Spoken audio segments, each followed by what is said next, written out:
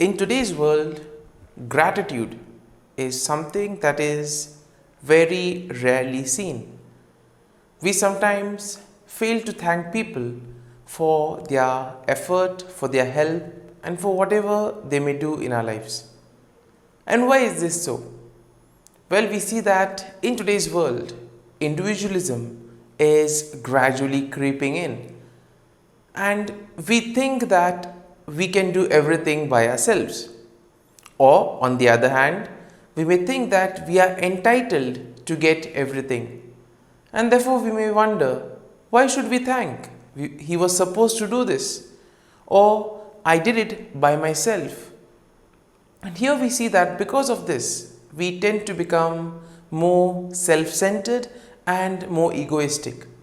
And this in a way then also leads to discrimination of certain sorts and divisions. And here in today's readings, we see that gratitude is given a lot of importance. Both in today's first reading and in the gospel passage, we see that it is emphasized that we need to thank the Lord for all that He does for us. And therefore, as we enter into today's reflection, maybe we can ask ourselves, do we thank the Lord enough? Or are we like the others who think that we are entitled to get? And therefore, in today's first reading, we will see that Naaman is healed of his leprosy, and because of this, he is filled with joy. Similarly, in today's second reading, we see that St. Paul tells the people they need to be aggressive in their faith and have faith and trust in the Lord. And finally, in the gospel, we see that the virtue of gratitude is once again emphasized. And therefore, as we read today's reading, we come across the statement, your faith has made you well. What does Jesus mean by this? And what implications does faith have in our day-to-day lives? Well, let's find that out during today's episode of Tea Time with the Word.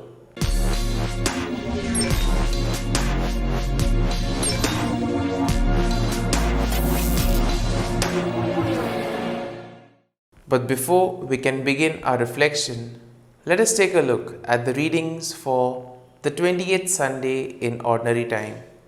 Today's first reading is from the second book of the Kings, chapter 5, verses 14 to 17. Today's second reading is from the second letter to Timothy, chapter 2, verses 8 to 13. And the Gospel is from the Gospel of Luke, chapter 17, verses 11 to 19. And as we have seen already, today's readings will focus on gratitude and thanksgiving, and at the same time having faith and trust in the Lord. Because when we speak about miracles, when we speak about healings, what is fundamental is faith and trust in the Lord. If we don't have faith, if we don't have trust, we see that there is some element that is lacking. And we see that faith, trust in the Lord is something that makes miracles happen. And that is why no matter in what situation we may be in, faith, hope and trust should always accompany us. We should always have faith in the Lord that He will deliver us from every situation. At the same time, when we speak about miracles, we see that God's miracles aren't for sale. His gift, His healing, His miracles are priceless. And when we look at today's first reading from the second book of the Kings, what do we see? We see Naaman was told by Elisha to take a dip for 7 times in the water. And after doing so, he was healed. And once he was healed, he was so happy, he was so overjoyed that he wanted to do something. And he wanted to give something to Elisha. But Elisha said no. As long as the Lord is there, I shall not accept it. And this basically goes to show what it means to give without giving. When we give something, when we do some favor, we are expected not to think of getting anything back in return. We should not expect anything in return. The moment we expect something, the moment we think that the person should repay the favor, the whole purpose, the whole intention of doing these good deeds is lost. Therefore, we see Elisha does not accept the gift that Naaman gives. And then we see that Naaman confesses that the Lord is the greatest. And in this way, we see that his faith is in a way rekindled. And in a way, his faith is what has helped him to overcome the situation, to overcome leprosy. And after he was healed, we see that Naaman says that he wouldn't worship any other god. And this is something that all of us should look forward to. In our day-to-day lives, we get plenty of opportunities to reach out to others, to make a difference in their lives. How do we go about? Do we do things in order to get back in return? Or do we do things wholeheartedly, thinking for the betterment of the other person? At the same time, when we experience gifts, when we experience healings and miracles, do we thank the Lord? Do we thank those around us for the help and the favor they rendered to us? Or do we think that we were supposed to get this, or we were entitled to get this or that? And therefore, today is a good time to reflect how we respond when others help us, and how do we respond when others ask for help. Reflecting on these two questions will help us to know more about ourselves and also to appreciate the things that happen to us. Sometimes in today's world, we see that we tend to get so much caught up with our work that we fail to notice the small things that happen in our lives. And therefore, it is always good to take a pause and see all the good things the Lord has done for us, and to thank the Lord for all the good things that He has done for us and He continues to do. Now, in today's second reading, we see that St. Paul tells them that they need to have faith and trust in the Lord. And he says that you should believe and trust the Lord who has saved you, the Lord who is there, who guides you, who protects you. And in a way, the people are encouraged in order to have faith and trust in the Lord at all times. We know that during those times there were a lot of persecutions and trials, and it was quite easy for the people to give up the faith. But we see that there were many who were willing to sacrifice, who were willing to give up their lives for the sake of the faith. And therefore we see that St. Paul tells them that they should keep the faith, they should hope and trust in the Lord. Because it is the Lord who has saved us from slavery. He has redeemed us from sin. And in a way, having faith and trust in Him will protect us and keep us safe. Now, in today's Gospel passage, we have another classic example of today's world. Now, we see that there were 10 lepers. And we are told that as Jesus was going, He happened to see them, and these lepers asked to be healed. And what happens there? We see that these lepers are healed. Jesus tells them, you go and show yourself to the high priest. Now, in those days, we see that priests were responsible for diagnosing leprosy, and the Torah had provided specific guidelines for doing so.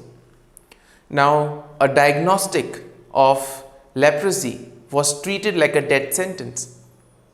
Just as a few decades ago, we see that AIDS or diagnosis of cancer was also treated as a death sentence. Now, what would happen when a person got leprosy? We see that the fate of that person was made even worse because of the various other implications that were involved. So the person was kept out of the community.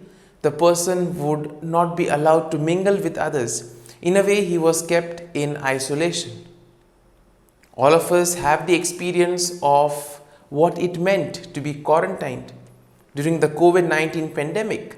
We have seen how frustrating it can get to be separated from your loved ones, to be kept aside in a room, not able to get out of the house, not able to get the fresh air.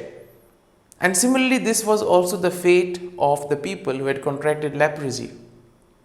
No matter the intention would have been good to prevent the leprosy from spreading to others.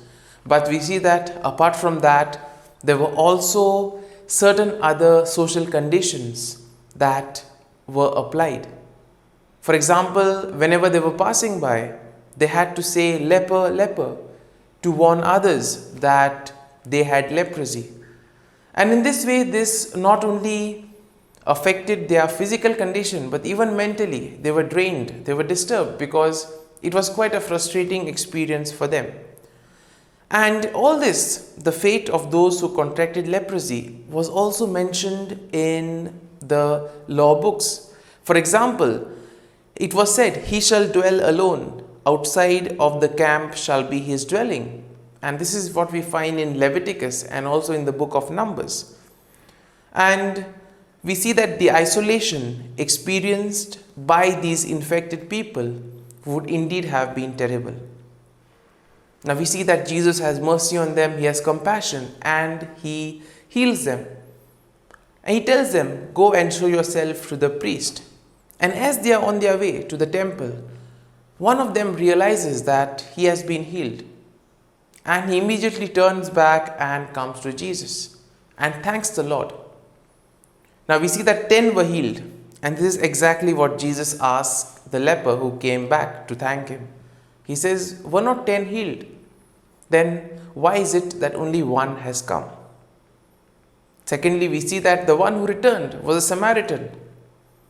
And here we see that sometimes we tend to take things for granted. And probably that very sense of entitlement, we are entitled to get something, this can prevent us from expressing gratitude or thanking the Lord for the things that he does for us.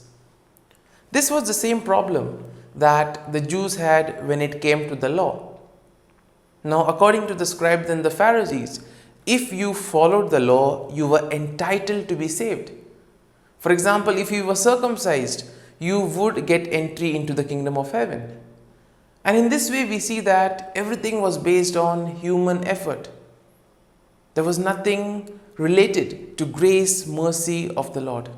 And therefore, we see that Jesus gives a different interpretation of the law.